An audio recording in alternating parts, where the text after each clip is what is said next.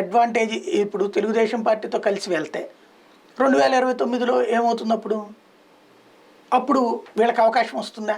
ఇవ్వదు కదా తెలుగుదేశం ఏమి లేదు. జగన్ ప్లేస్ ఆక్యుపై అప్పటికి ఒకవేళ 5 ఏళ్ళకి వీళ్ళ మీద అసంతృప్తి వస్తే 5 ఏళ్ళకి మళ్ళీ తెలుగుదేశం మీద అసంతృప్తి వస్తే మళ్ళీ జగన్ వైపుకి పోతారు కదా. అప్పుడు వాళ్ళకి అడ్వాంటేజ్ ఏంటి? ఇప్పుడు ఈ పరిపాలనను చూసేసేయాలి. వీళ్ళతో కలిసి ఉండకూడదు. వీళ్ళతో కలిసి ఉండి యువతలకు వచ్చి అడిగితే రేపు పొద్దున ఓటు రాదు.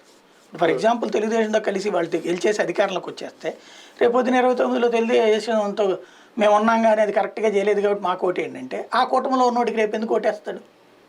తెలుగుదేశంతో కలవడం అంటే 2029 మర్చిపోవాలి, 2034 మర్చిపోవాలి. ఎందుకంటే ఆ తర్వాత మళ్ళీ అడ్వాంటేజ్లు డిసడ్వాంటేజ్లు ఉంటాయి కదా, అప్పుడు 39కి వేసుకోవాలి.